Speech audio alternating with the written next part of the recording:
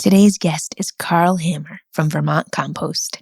Most of you know and love this guy already. If you're looking for a concise how-to guide on how Karl makes his awesome compost and even better known potting soil, this is not that interview. Karl is known for his verbose, winding stories that mostly answer the questions given, but always entertain. There is a richness in speaking with someone like Karl with a lifetime of experience. So prepare yourself for a deep, fertile conversation full of expert nuggets. My disclaimer is that I actually recorded this last winter while I had my first case of COVID. Funny because I actually have it now too. Karl was fantastic to talk with. I was a bit stuffy.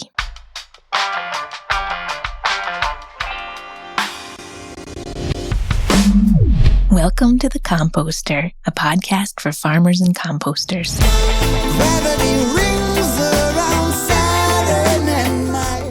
I'm your host and fellow composter, Jayne Werner.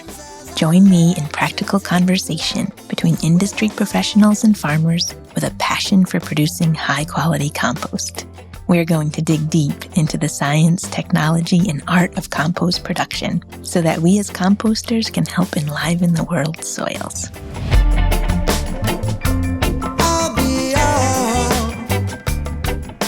Today's episode of The Composter is brought to you by Viably, the master distributor of Comtech products in North America. For over 25 years, Comtech has worked with scientists, agriculture experts, and customers to develop a proven 4-step process that produces healthy, contaminant-free compost while optimizing commercial production efficiency. This process is known as shred, turn, screen, and separate. You can learn more about Viably at thinkviably.com. While you're there, request a complimentary consultation to discover if the Comtech process is right for your commercial operation. It's your host here, Jayne. I have a Comtech Star screen, and it has seriously increased the efficiency of our screening process here at EarthCare Farm. Viably is proud to support the Composter podcast and is ready to help you make the most of a great opportunity. This episode is also brought to you by the Culinary Breeding Network and Glenwood. On Monday, October 16th from 4 to 8 p.m. at Glenwood Center for Regional Food and Farming in Cold Spring, New York, there will be an engaging evening of conversation, learning, and tasting brought to you by the Culinary Breeding Network and Glenwood. The Variety Showcase is designed to create connections among plant breeders, seed growers, farmers, chefs, bakers, distillers, retailers, distributors, and consumers. That's all of us. Attendees will have the unique experience to taste new and in-development vegetable, fruit, and grain cultivars. They can engage in conversation, share opinions, and take part in breaking down the walls between eaters and breeders. Tickets are available on both Culinary Breeding Network and Glenwood websites. Enjoy the show. I'm excited to talk to you today. I feel like I've just run into you so many times and I always enjoy your company. So I'm excited to get to formally interview you. Well, thank you. And I yours. and also, a shout out to your dad for all the years.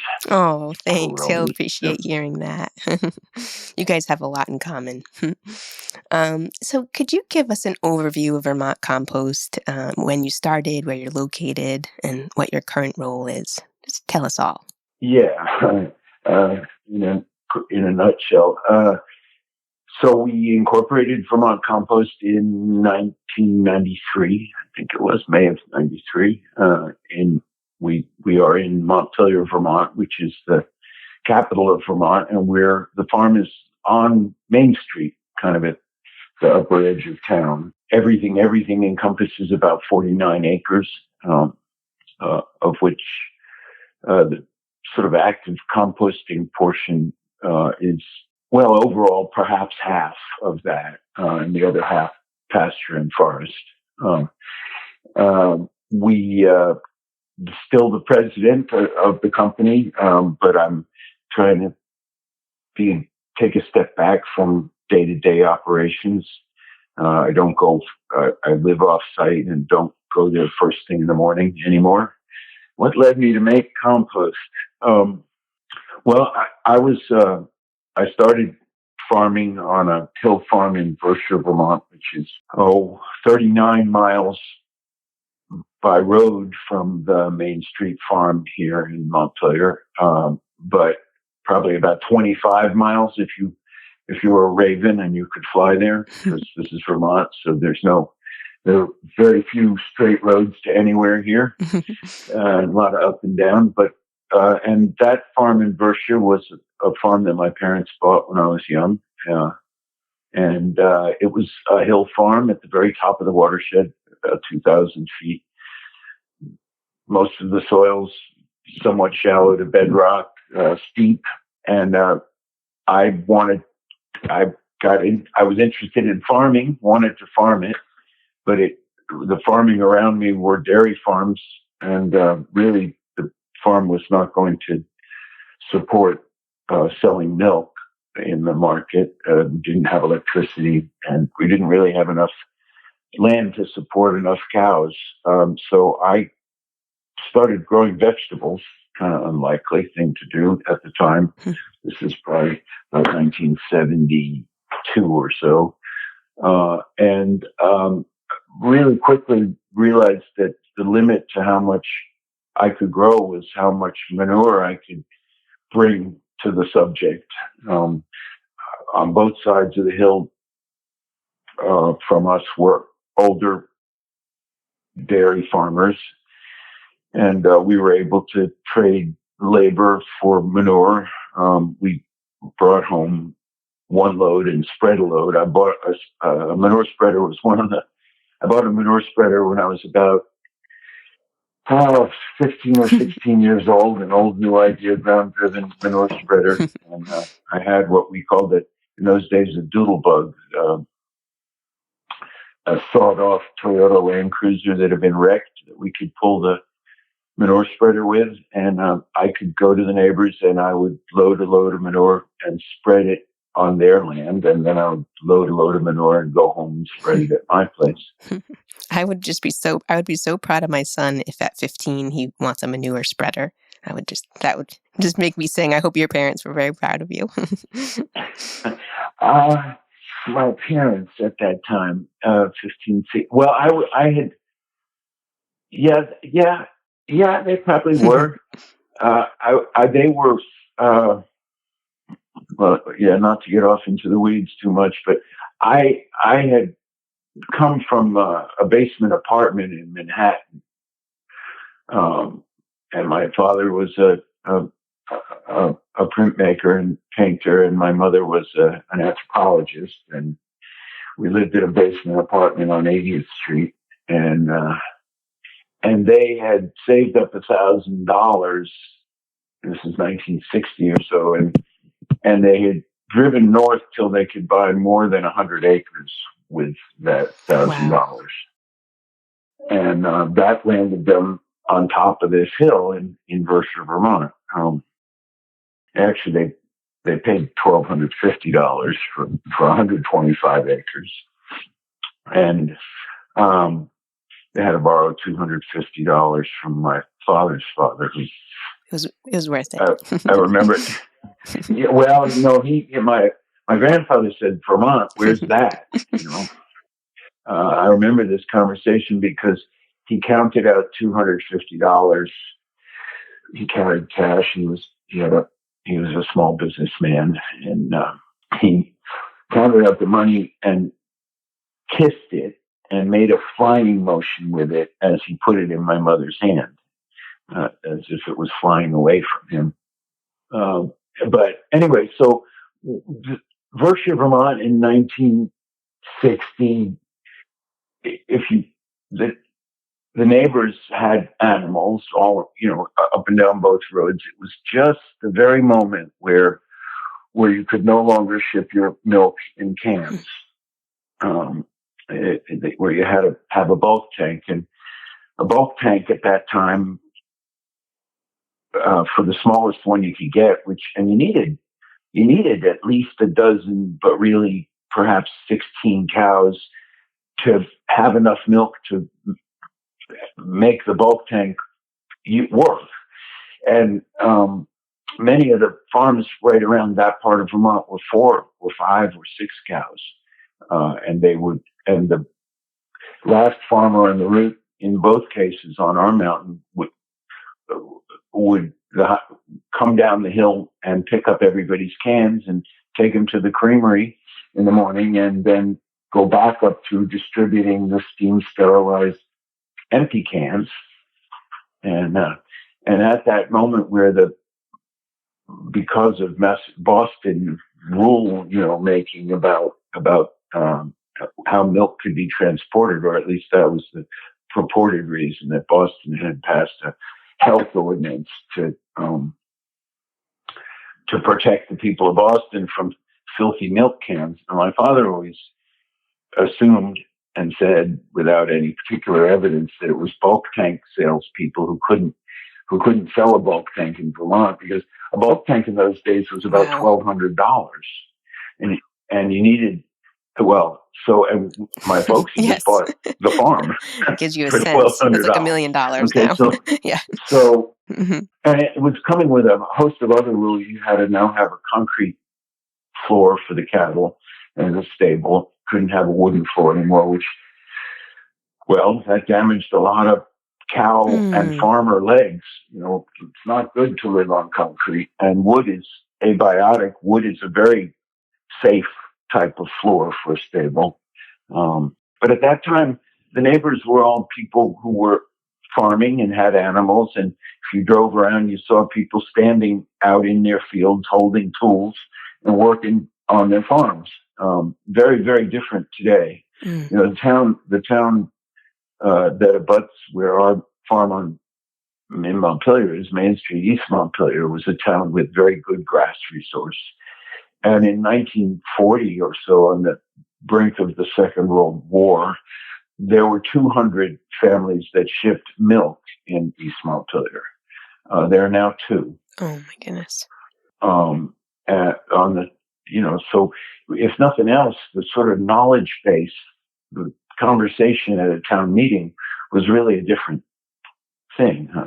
And so, but I, as an 8-year-old at that time, was enthralled by what the neighbors were doing, that shoveling manure and spreading it on land, and pulling logs out of the woods with horses, and drilling holes in trees and collecting that with horses, the sap, and boiling it up and making, all that.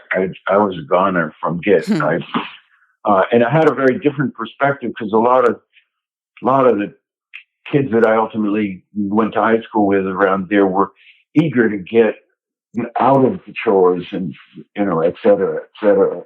I actually got made fun of a fair amount, because there was a bit of, I was willing to go shovel poop anywhere, anytime, if I got to drive the team or the tractor, so much the better. And then they give you lunch and let you work all afternoon. And I got very, very early very interested in the way manures were handled, the different, and it's fair to say that most of the neighbors there had a lot of respect for the value of their manure. At a moment where university, I remember hearing sometime in my teens, a university extension representative talking to a farmer about the value of his manure versus what this guy was saying was the better business value of buying 10-10-10 fertilizer. And this guy was saying, well, you can't really afford to spread your manure. You should just literally push it. And in the case of this farm where we were standing, he was recommending pushing the manure into the first branch of the White River, push it off into the, and buy 10-10-10, because here's what it costs for the spreader and the tractor and the value of the manure and versus the value of the fertilizer, etc. So it was a time when manure was being officially very disrespected as a resource on farms. Anyway, forward to where I'm trying to grow vegetables and really understanding the direct linkage of the fertility need to the yield, and somewhere in there deciding that I wanted really to have some control over the manure as it was being made.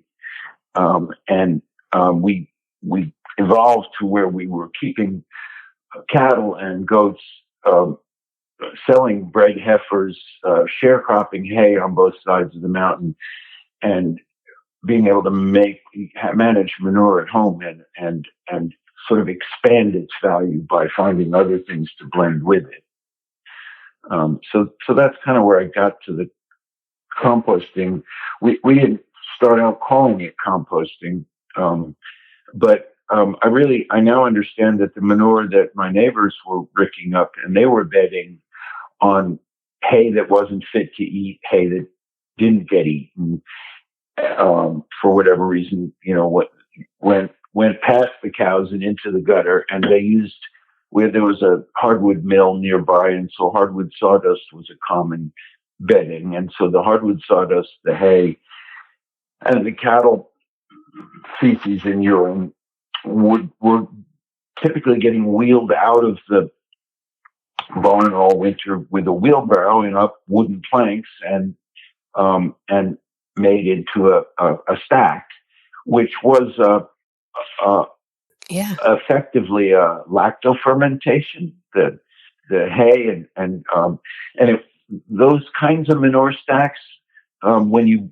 broke into them with a fork in the spring, they were bright green.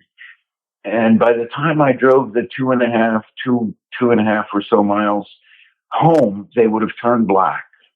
Because they were restricted, they were really kind of ensiled, and we now understand that's a pretty good way to manage retaining nitrogen in cow manure is to acidulate, because to pickle it in some way, and we utilize that practice today. In some of our work, that primary lactofermentation. It sounds like there's like this theory that what you love doing when you're 10 years old is what like your calling is for life, and it sounds like you're like right on line with that. It sounds like what you're doing at 8 and 10 years old is what's led to what you're doing now. That's absolutely wonderful.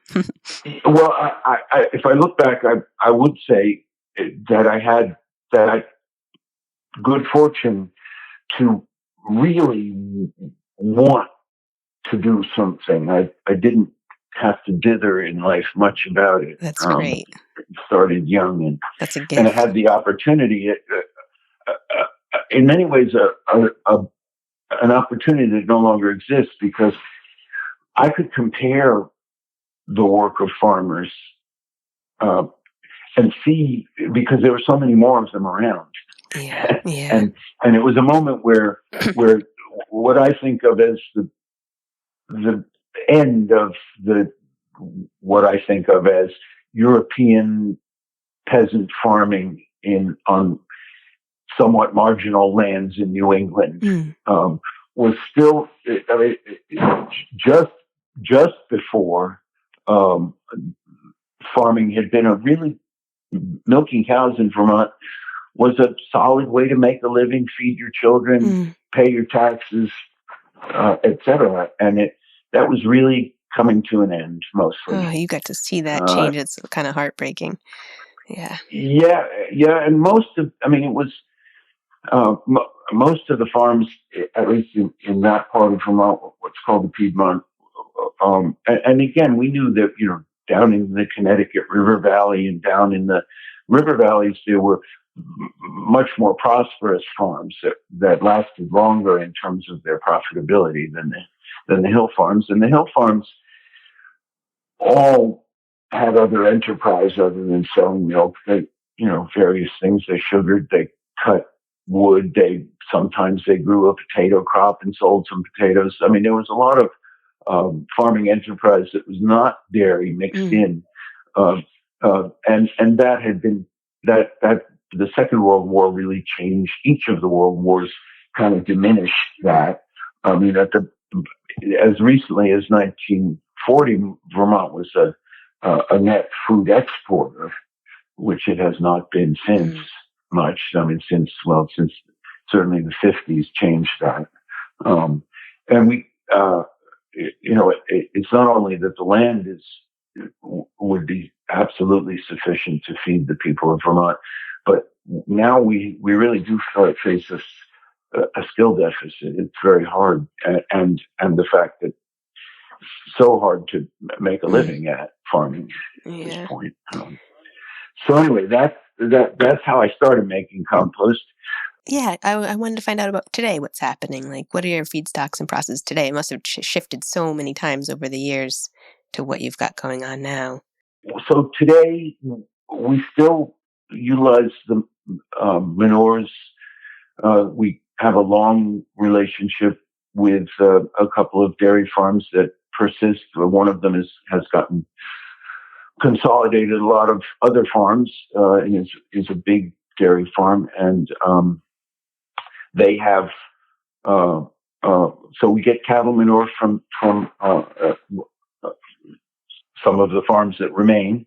We get stable manure from horse operations. We feed about 1,000 laying hens at the front end of our process. So the hens, we don't buy them grain or anything like that. We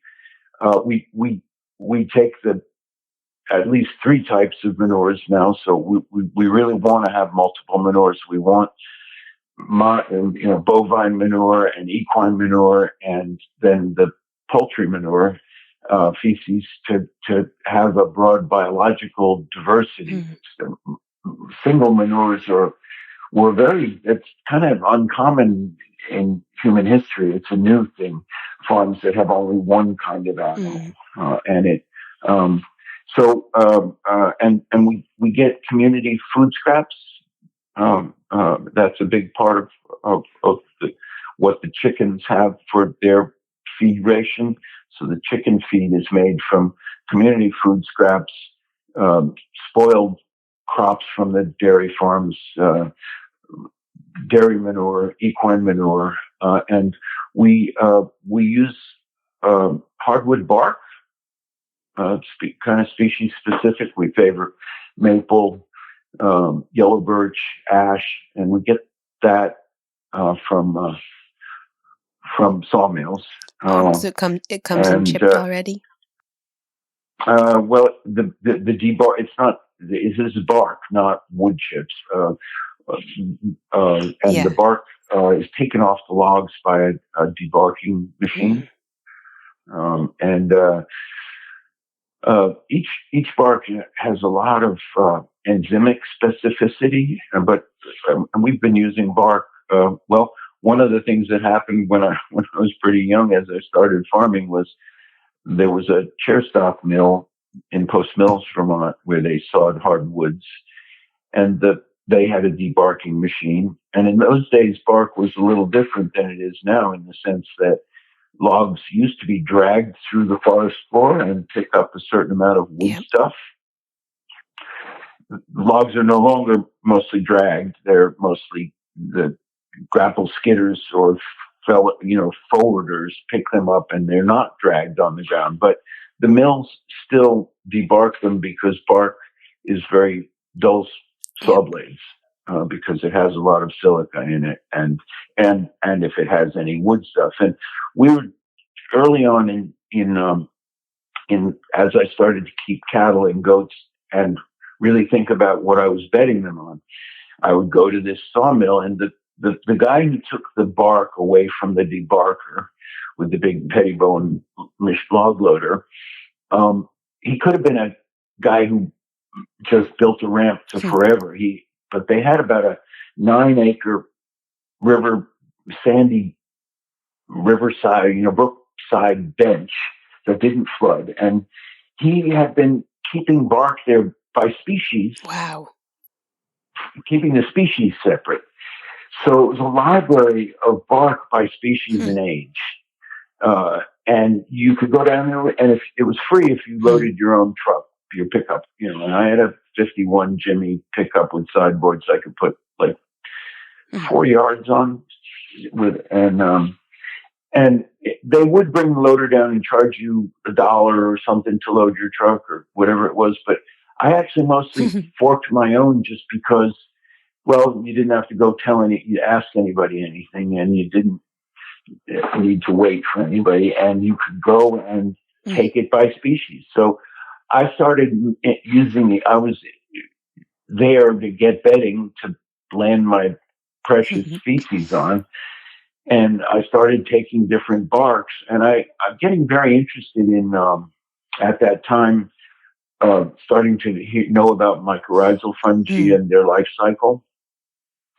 And at the time, I thought, well, bark is a vector to bring mycorrhizal fungi into the farm, because getting dragged through the forest will, have the spores and fragments from the wood stuff, which was good thinking, probably in its way. We now know that the mycorrhizal fungi is much more distributed through the tree, and the bark itself, all but certainly gives us mycorrhizal potential.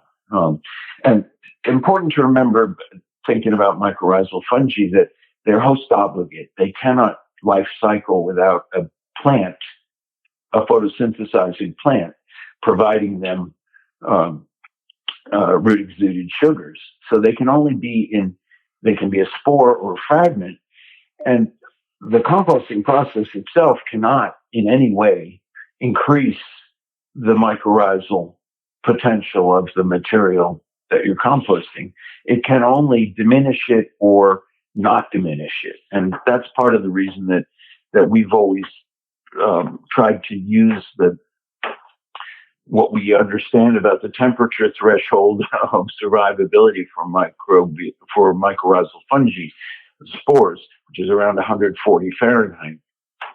We've always tried to use that 140 as our turn action temperature in order to try to retain as much mycorrhizal potential through the process as possible. And we've also augmented the we try to add mycorrhizal potential at the front end. We've over many years grown intentionally certain plants, clovers, certain grasses, brome, orchard grass, on grow piles, knowing that, and then incorporate. This is media we stack up and grow things on purpose. We kind of, and the intention there again is to add this mycorrhizal potential on the front end. We need to do the composting at thermophilic temperatures, among other things, to assure that we don't have viable weed seed.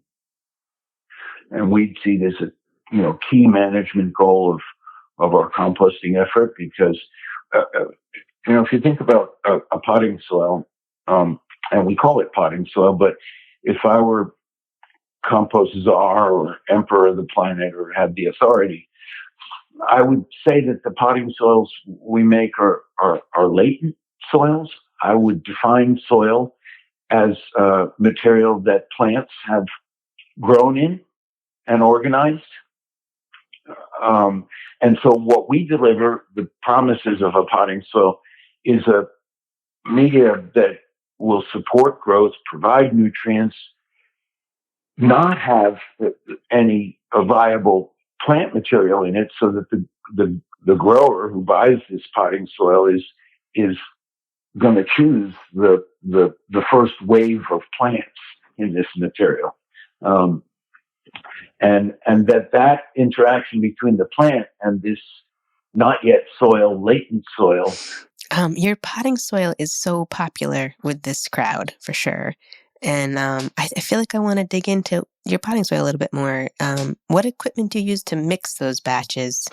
And how big of batches are you making? Because it seems like you ship out so much potting soil. Yeah, well, we batch sizing is an important conversation. That we have all the time. Our basic batch is about 20. Depends on the product, but somewhere between 22 and 27 yards. So it's we think of it as a relatively small batch. That's the actual mix size that fits in the mix space. We sometimes we make many mixes and assemble them into a storage window. But the basic mix hasn't changed in many years. We mix with a articulating front end loader on a packed limestone floor. All of our work floor, we don't like to pour concrete for a lot of reasons. It's so our floors are made out of condiment ingredients. The principal ingredients are limestone, basalt, and a little bit of granite at times. Those are our main. Those are the bedrocks of our region, and those are the parent materials of the soils that we care about. So we put them down and try to include very little of them, and we size them on the floor to the size of the media that we're making. And so mixing is with a front end loader, and then a small trommel screen is the other part of the mixing. And then another, remember when you, so the trommel, they turn in a drum. So we keep it very simple. We have no dedicated mixing machinery. Okay. And do you prefer, you got a trommel versus a star screener? Do you have any preference? What's your preference? Yeah, I like a trommel. I had a star screen for a while, many years ago, early Premier prototype, actually. Well, first of all, enormous number of moving parts. Mm-hmm. Second of all, little spinning plastic things that are wearing, the stars. And of course, as they wear, the sizing is changing. And then in specific for potting soil, one of the challenges we faced with Starscreen was that it would pull a certain kind of little twig that comes in the peat, and it would pull it down and it would break it, but not sever it. So it would be like a little hair clip, and it was kind of like a spring. Mm-hmm. And those little broken twigs were giving growers trouble with their flat fillers. Okay. With the flow. So we when we realized the star, but the other thing about a star screen is that it enables you to work material that's wetter than it ought to be. Mm-hmm.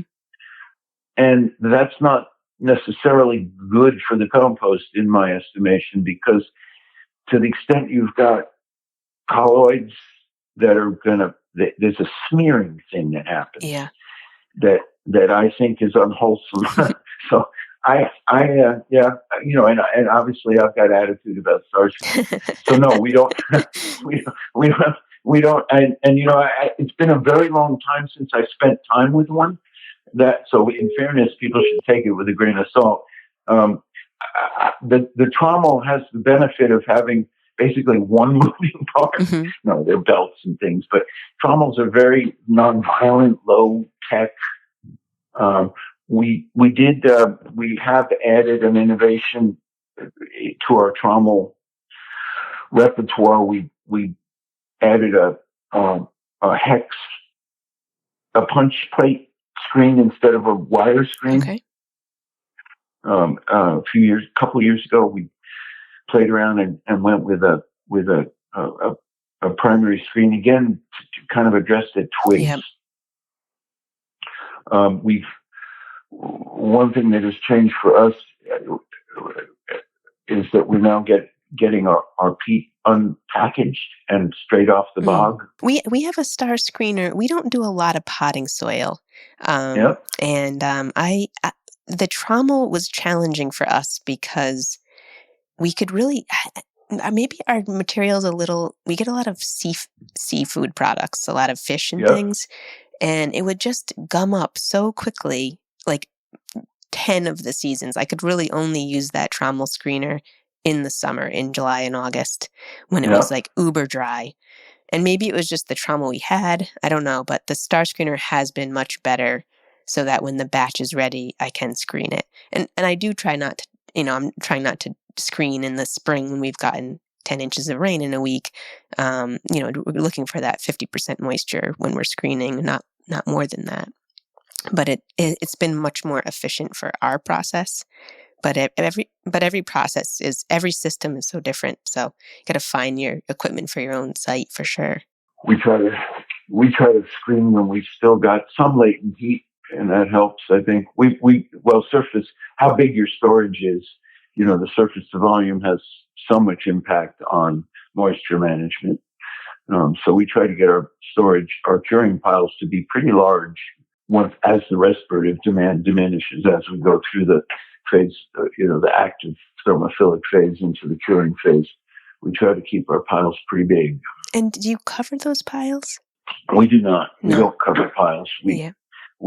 have at times tried cover, but we do move inside or under tents at a certain point. Okay.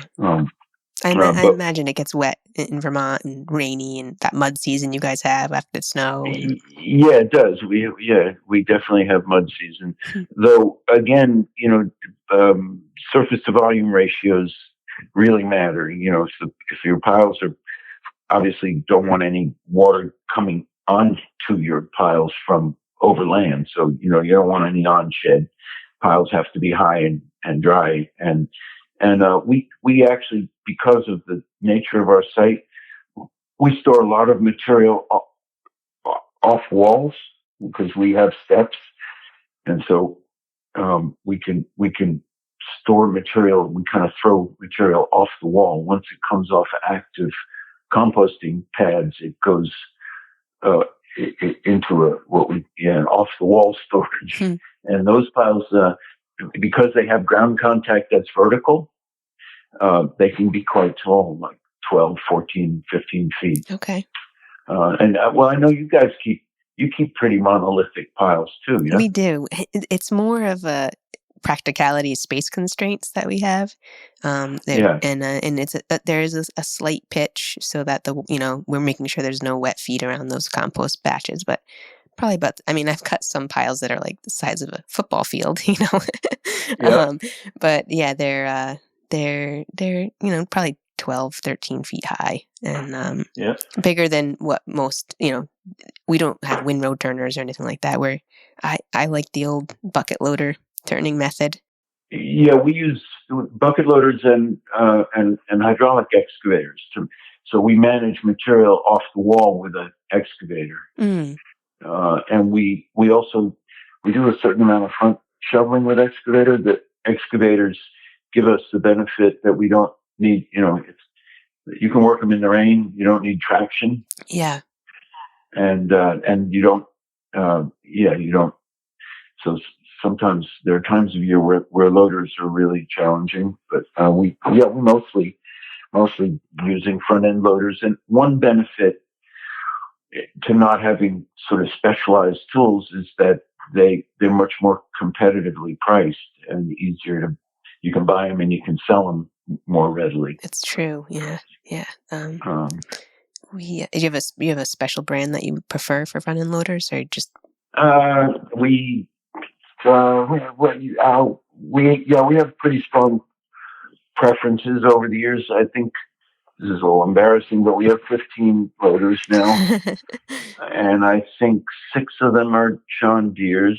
Okay. It's actually a Liebherr, the 244J. That's our plant machine, our 1 yard machines, and then we have 7 2.5 or 3 yard machines. I think 5 of them are Volvos and 2 of them are Komatsus. Okay. And then we have 2 each, I think, of Komatsu and Volvo excavators. Okay. So we have a strong relationship with our Komatsu dealer. They're in town, 4 miles away. That's key. And so that. They let you know when those good deals are happening. Somebody trading in something good. Yeah. Well, it's more about, if we go down the machinery weed path, We run B99, 100% biodiesel in all the months that we can get away with that, which is about 6 months of the year, Okay. 6 to 7 months. And we run strong bioblend in the winter, about B15. And over time, the newer machines have the full Tier 4, all that emissions control stuff. It doesn't really work with biodiesel. I mean, or maybe it doesn't work. The manufacturers say it won't, and using 100% biodiesel would void warranties. So we've actually settled on preferring older mechanical fuel injection machinery. So we're now kind of running an antique show. Our sweet spot is around 2005 or 7 or so. Okay. And newer than that, we don't go mostly. You can avoid all that computer stuff too. Probably. Well, much of it. Yeah. And we kind of, holding out for full electrification or whatever's next. Yeah. We don't know how long we can get away with this. But we put a lot of effort into buying decent older stuff and fixing it. Mm-hmm. Yeah. And that's working for us now. Yeah. And it does mean that, we don't, what the future brings, we don't know. There's starting to be rechargeable electric loaders. That is coming. Yep. And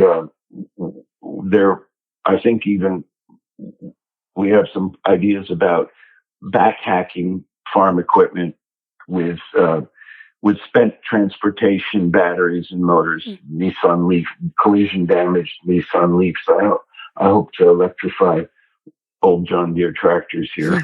You were the first person I knew to get a Tesla, so I know you're going to be the leader in this for the compost industry too. The Tesla. Well, it was definitely a learning thing. That I still have that Tesla. It's now an old Tesla, which is an uncommon thing. It's actually, 2015 Tesla. I'm holding out for it to be a classic. Yeah. And we just got an electric pickup truck. Sweet. Which I haven't decided what I think about that. It's certainly in that classic American way, exactly what the world doesn't need. Too much horsepower, too heavy, too everything. Yep. What we need are very, weatherized golf cars. I would love to see a 20-mile-an-hour speed limit on the planet. It would make it much safer for donkeys and people and everything. Yeah. This episode of the Composter Podcast is brought to you by High Country News. High Country News is an independent, nonprofit publication that has been covering the Western United States for more than 50 years. HCN provides unique, on-the-ground reporting on the land, water, wildlife, and communities of the region, with dedicated coverage of climate, environmental, and indigenous issues. Sign up for free newsletters or a trial of the magazine at hcn.org/no-till. This episode is also brought to you by Xsense. Xsense is an innovative company that provides home safety products, including cutting-edge smoke detectors, carbon monoxide alarms, and other smart home security systems designed to keep you and your loved ones safe 24/7. I'm excited to check out their humidity monitors, which will be helpful for monitoring the humidity while drying our farm's garlic. With easy-to-install devices and smart technology, you'll have peace of mind knowing that Xsense is always on guard. You can purchase Xsense products from xsense.com or simply search Xsense on Amazon. And now, back to the show. Did you have supply chain challenges during the pandemic? For us, I actually stopped making potting soil for the last 2 years. I could not get 3 of our major ingredients for it. Was that a challenge for you? We've definitely had to do a bunch of leaping around to keep up. Yeah. We have been able to make potting soil throughout. What was your main ingredient challenge? It was peat moss and vermiculite and perlite, all 3. It was like a trifecta. Yeah. we also bring coir in from the Dominican Republic, and that got really crazy. Mm-hmm. We got hung up in, the cost of everything has gone completely crazy. Mm-hmm. But we ended up buying a lot more, trying to run by last fall, a year ago, we were up to pretty much a 2-year peat supply on hand and paid for. But we've been able to get all of those three things, and the quality of what we've got has been good. We've actually had we lost our oldest peat supplier. They just dropped us and said no more. And we've been doing business since 88 Wow. maybe. I was their first U.S. customer, and it's gotten to be a big deal. And they're really kind of mix makers, and so supplying another mix maker is not in a peat shortage. I mean, it's been a 2-year bad harvest. This year is actually terrible. I'm bummed to hear that. But we have a really good inventory of very, very good peat right now. We're running a lot more perlite and vermiculite inventory than we used to help our vendor keep up. Just, we've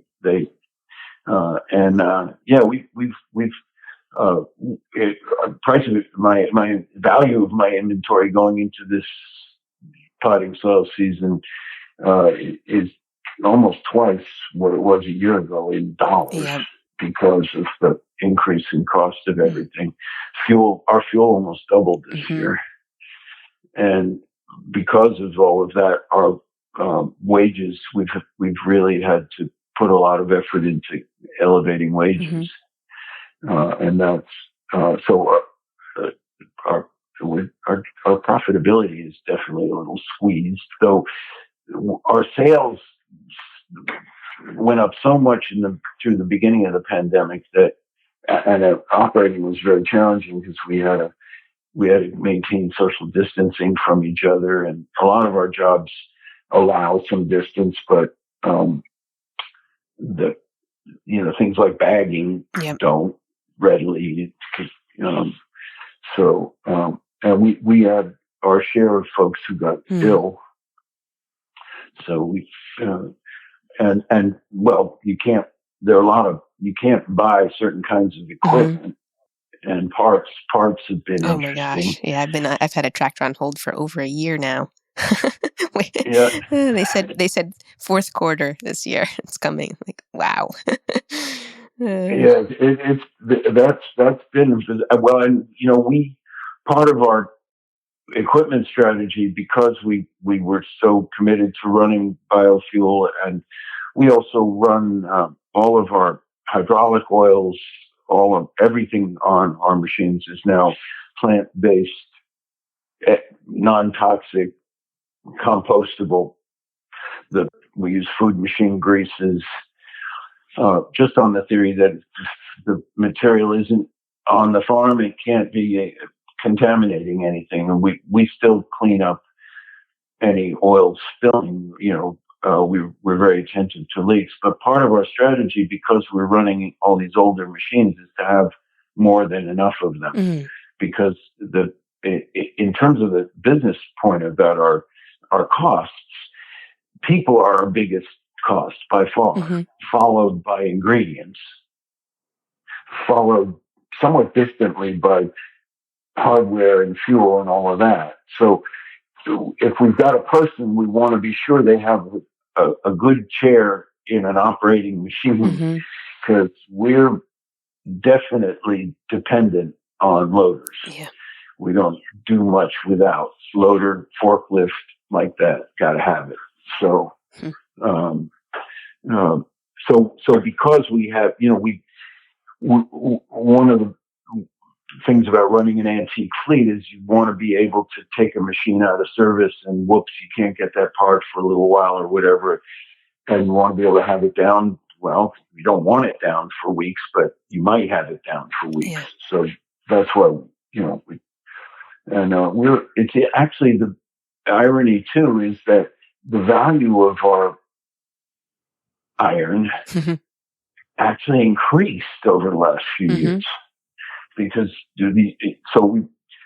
even to where lenders are willing to say, okay, we'll take all the iron on your balance sheet, which is collateral, and we'll call it 15% more money. Yeah, than its book value. Yeah, it's amazing what you're getting for what I can get for trade-in value for these tractors. I'm very surprised. Yeah, but then the price of the new one too, and one of the things about these full Tier 4 emission stuff is that there's 5 years from new, there's a lot of expensive replacement stuff that is coming at. So the new hardware is going to be very expensive to maintain as it ages. It's not going to age beautifully at all, and that's a global challenge. It really is, and I don't have the answer to that question except that we're going to see a lot of combustion is going to go away. That doesn't solve all of the world's problems, but it does. I mean, one benefit of all of burning biofuel is it's really a lot nicer to be around. From the workforce health perspective, much better for us to burn recycled fry-related oil as biodiesel than to run petroleum diesel. What is your biggest challenge at Vermont Compost? Is it labor? And why? I'm just kind of gathering from, or is it neighbors or regulations, weather? I mean, you've got a lot going on in Vermont, but. What's our biggest challenge? I'm not sure. Okay. Yeah. What our biggest challenge is. Sometimes I say, what's the biggest challenge today? Because that, it shifts. Yeah. We over time, I remember you had a question, what would you change about your site looking back over 30 years? Yeah. And one of the most persistent and challenging things that happened to us over the last 30 years was kind of someone buying what had been this part of the farm, which had a house on it. I bought the farm from a brother and sister who lived near each other and co-owned part of the farm, and I bought the sister's house. She and her husband had wanted to move, and I was left with her brother and his wife owned the 10 acres abutting and their house, and they put it on the market a couple of years after I bought the farm in '96. I think it sold in 2000 or 2001 and very quickly it was on the market for literally 4 or 5 days. I made an offer. People came along and paid more for it. And these neighbors moved in, and we actually got along very well for the first probably 4 or 5 years. But our business was growing, and at a certain point, this neighbor decided that she didn't want us to be doing what we were doing anymore. And she got very determined about it and quite effective at utilizing some of the state's enforcement apparatus. There was a lot of ambiguity about whether what we were doing was or was not farming. We've recently, last year, our governor signed into law a 4-year-long legislative effort that has now made it Vermont law that feeding food to chickens is farming. Okay. But the question about whether feeding food to chickens was one regulator, an attorney said at a certain point, an attorney for the Natural Resources Board, he said, "Come on, eggs are a scam. The chickens are a ruse. The true goal is unregulated compost making." And I thought, all right, yeah, fair enough. That enables a brunch scrambled eggs, which are those which roosters lay. But what he was saying, a ruse is actually in our law, our exemptions. If agricultural activity is a ruse to avoid regulation, then the exemption will be void. Okay. Now, frankly, some of this goes to a larger effort in the United States to include compost as an agricultural commodity, because the fact that compost is not an agricultural commodity means that all kinds of labor laws, zoning laws, many laws, and rules and regulations that would allow you to do all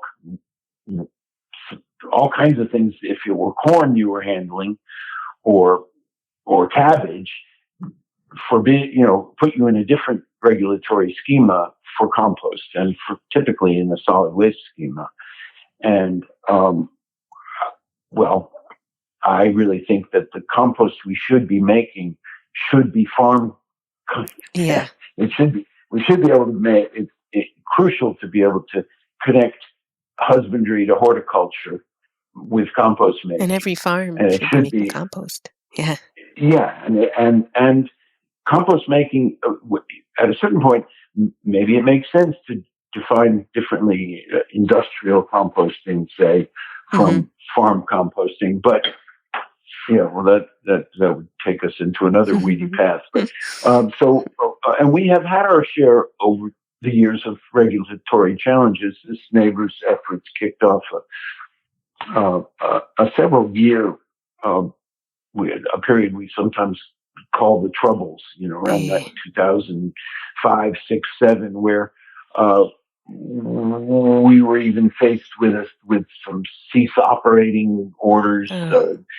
City got excited at a certain point. Various and at a certain point we dug a fairly substantial debt hole that we've long ago climbed out of it, but it really looked like we were. I never got particularly, because I was probably numb or something. It didn't really occur to me that we were going to go out of business and go under and have to go away or anything, and I didn't have any place in particular to go. So, but it was very stressful. We spent a lot of money and effort on lawyers, expert witnesses, the whole Act 250 process. It's just that's not fun to deal with at all. Just when you're already, I don't know, there's already so many stresses involved. It's just one more thing. Oh my gosh. But we came through that, and now we're kind of, we've certainly been there a long time. We accept food drop off from the community. I think we get about 40 or 50 32-gallon roll-around totes a week coming in from people just driving, pulling off the road and using our drop-off. And there is, there always has been a lot of support within the community for what we do and the way we do it. We have an 84 house development that abuts the farm down the ridge, and we're at the top. We're kind of at the top of their watershed, so we have a built-in. I mean, we're definitely kind of in a suburban neighborhood on Main Street in the capital city. So neighbor relations has been a really important part of trying to do what we do. Yeah. But it's been mostly pretty calm. We have a process. Somebody smells something, they call. Yep. We investigate. We do put a lot of effort into odor management. We believe as a principle that malodor is lost in process and that it should be sweet. Yeah. And several of our ingredients are sweeteners. The hardwood bark is. We use a carbon black, a high carbon top ash, which helps with odor. Some people might call it biochar. we blend that with compost, and we make cap. That of course you got to be careful with cap, because our first task is to feed chickens to produce eggs, and we have to give them access to food. Over the years, one of the challenges has been, there was a moment a dozen years or so where the city council of the city of Montpelier decided to say that we had to prevent access to food by wild birds, because there was a concern that crows would drop something on. And we had a neighbor who was literally out scaring crows off what they want to eat and picking it up and putting it in a baggie and keeping these baggies in the freezer and bringing them out at hearings. Oh my gosh. Yeah. And we were also out there canvassing what are the birds take and drop. And the city council, which really has no authority to regulate farming, we actually did ultimately build 2 30 by, we built greenhouse frames and we fed chickens in these greenhouses for a couple of years. Of course, any hole a chicken can walk in and out of, a crow can learn to walk in and out of. Yeah. And this question of why we shouldn't share with crows comes up. We are multi-manorialists, and so crows are aviators. When a crow picks something off a pile, they always unload as they take off. You can leave a deposit. And so that's a welcome contribution. We like that exchange.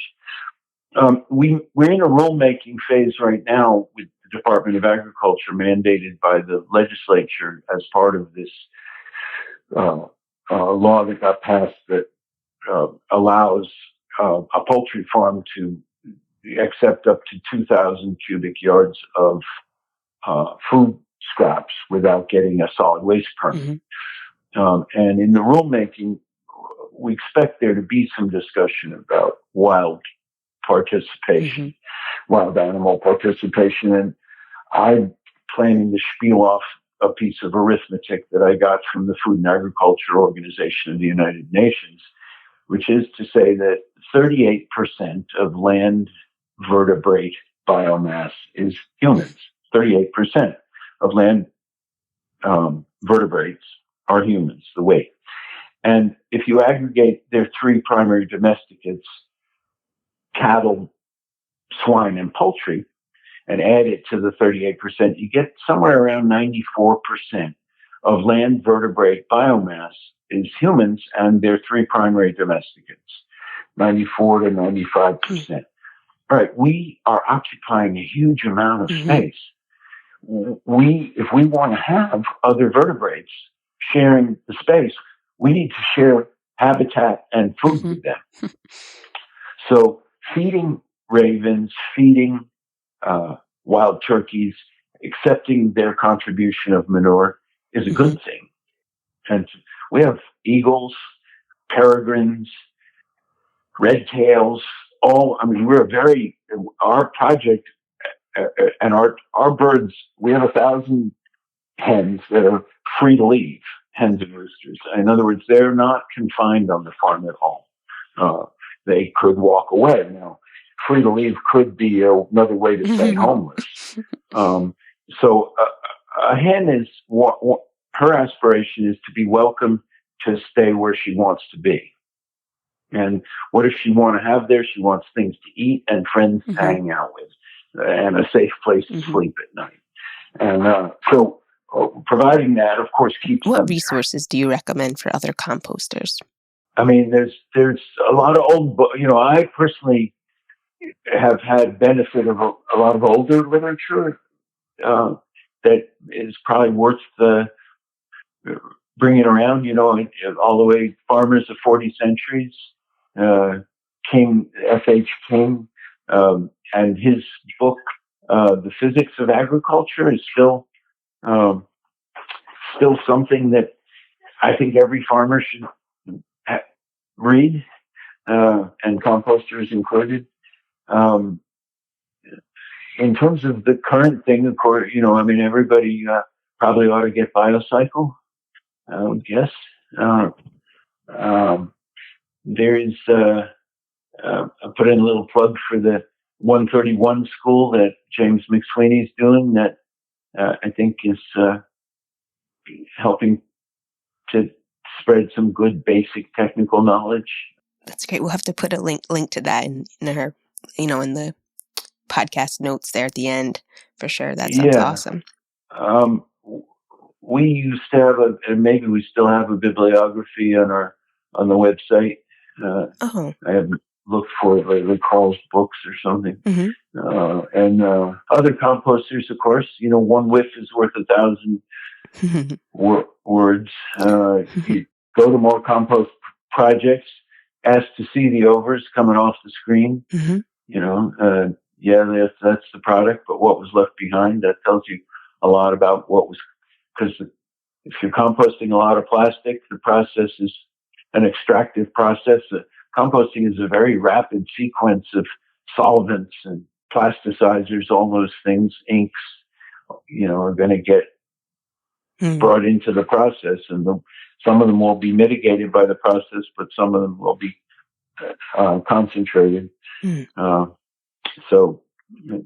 Going to projects. I saw you a few years ago at that Soil and Nutrition Conference by the Bionutrient Food Association. I love that one. That one, I feel like I got so much out of that. And just a great community, too. I know it's coming up this December. Is it actually going to do it in person this year? Yeah. Yep. Yeah, it's I think mid-December in Massachusetts. I think it's, I'll have to put a link to it in these notes as well. Is there anything else you would like to add? I feel like I could just talk to you forever. Oh yeah, but it couldn't all be a podcast. I know what I was thinking about. I wanted to talk about it, the whole idea about, in terms of aspirations technically going forward.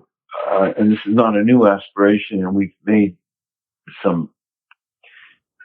we've done it, but I want to bring the photosynthesis into composting process. Mm-hmm. I want to have plants be the mechanics of the process. So to that end, I've now committed. I'm laying out fairly substantial, 1/8 of an acre pad of 4 foot deep of material that is known to be that has compost that is weed free, and I'm going to grow plants on it and harvest that. I have the unfulfilled aspiration that I've had for probably almost 40 years to literally grow a potting medium, to actually have the roots, to have the and this is by way of trying to replace everything we import, sphagnum, coconut, all those things. Mm-hmm. I would like to have the bulk density of the media reduced by the production of appropriate range, multi-species of plant roots. Mm-hmm. And I know that, and have it also be not have any viable plant material. So, that would grow. So it's still a challenging aspiration, but I think I know it can be done. I know from I have a early 20th century hardcover book from Rutgers about glass culture, greenhouses, and they were recommending harvesting a clover sod with the soil, ricking it up and making tomato potting soils out of clover sod. And that was the production strategy that they were promoting. And it's quite detailed about doing that. And I've done some of those things. We have composted sods and grown directly in them. In fact, I was thinking about this in the early 80s, we were committed to making our potting soils out of things that we could forage or find on the farm or near the farm. We were not using peat. We were not using any of those things. I was using willow duff and yellow birch duff and the compost we were making and like that. And we were making very, very good potting soils with no, and, we're, yeah, how far we're making a lot more potting soil now, and it works really well. It's good potting soil, but we're not producing it all in the farm. Yeah. And so, if somebody said, well, where would you like Vermont Compost to be in 50 years? Well, that could be a long, short story in itself, but think of this moment I think of our time on the farm as a chapter in the farm's biography, and this chapter would be the chapter about the mitigation of industrial culture. And hopefully 40, 50 years out, the whole world has changed to a place where, eggs are laid in all the communities that eat them. The 300 million hens have been let out of their cages. At least 15% of the labor force, every seventh household, is directly harvesting sunshine and providing it as a sustenance to the community. Right now, less than 1% of the labor force in North America are direct solar harvesters. Why? What is everybody else doing that's so much more important? In human history, this is a brand new idea. No culture has existed without at least half of the people producing food. So, in that sense, that if any world we want to have in 50 years will not need industrial scale composting. We won't be wasting things in that way. And so how do we use this chapter of the farm's biography to improve the food producing potential of the farm? And that's a lot of the emphasis on our landscape work, is making the farm a better farm. I love that. And I feel that here too. It's thinking about passing this on to my son and what my dad's done and how much better the soil is now. And it's just keeping that going and getting more people involved and more of the teens around the neighborhood that have they're things they can be doing right now. There's not a lot for teens to do that is meaningful. And so I love to bring them in here and get them more involved with growing food. It just feels like the right direction to go in. Food sovereignty. Communities need to control their food to be free. 72 hours of hungry and your psychology changes. Okay, people. Communities that have no control over feeding themselves can in no meaningful way be said to be free. They are manipulable. And that's well understood and known. It's not a news story. And we in this culture mostly have very little control over our food. And that should worry people.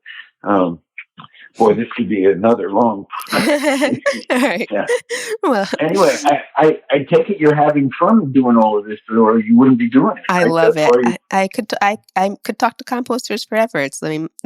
I've just brought me so much joy. Yeah. There was that woman you were interviewing in Pennsylvania. Carla Cass. Yeah. And at some point she said, well, nobody, they do a lot of grinding. And she said, well, nobody composts logs. And I felt like raising my hand and saying, "Oh, I do." Yeah, there's a lot of times, a lot of moments like that are happen. I'm composting logs. Yeah. Because we don't grind anything, okay? Because years ago I figured out, well, I'd rather let it rot first. It's just so much less violent. So we're very into non-violent machinery. Trommel screen is really gentle, and loaders are properly managed, reasonably gentle, though they push hard on the ground, and that's an issue. And, we didn't get talking about the sort of arithmetic of photosynthesis on a farm and when is it okay to withdraw some land for a purpose like composting. Yeah. If I take, and how big, because industrial composting is a certain kind of man-made desert. Our goal on our farm is to integrate our farming with the surrounding fields and forests, that ecology. It's one of the reasons we like having the chickens involved in there, is that they're invectoring beneficial biology from the field and forest. They go out and eat soil, and they bring it back and poop at night on the bedding, and we collect that. And so we get biota from the surrounding, from our ecology. And so we want to limit the size of our work areas, which are withdrawn from photosynthesis, and manage them. Though all of our compost pads can be chisel plowed and turned into hay fields, if that's what has to happen next. That's another reason not to pour concrete. We only want to add soil. The whole mountain is a rock candy mountain of soil ingredients. If we're going to add things, we want them to be benefit. As the need for compost making diminishes or changes, that we can then put them back to work at photosynthesizing. I love that. Yeah. All right. I'm there's definitely going to be a next time with Karl Hammer. All right. Yes. Yeah. You can do a follow-up, send questions, and yeah. Oh, amazing. Okay. So we have a lot more to unpack in future conversations. I still want to talk to you about biodynamics. It's one of my passions and loves, and we didn't get to talk about that, and succession planning. So next time. I appreciate you so much, Karl Hammer. Thank you so much.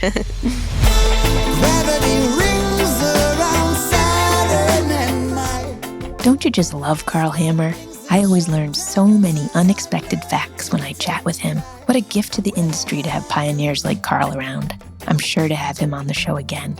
Definitely check out Vermont Compost Company at VermontCompost.com. And if you have any questions or show suggestions for me, I can be reached at info@earthcarefarm.com. You can also check us out on YouTube on our Earth Care Farm channel, or Instagram at earthcarefarm_RI. Apparently there's another Earth Care Farm in Australia. And thank you to No-Till Growers for making this podcast happen. All the wonderful sponsors, the universe, and all its mysterious benevolence, allowing me to do this fantastic work. And especially you compost-loving listeners. Until next week.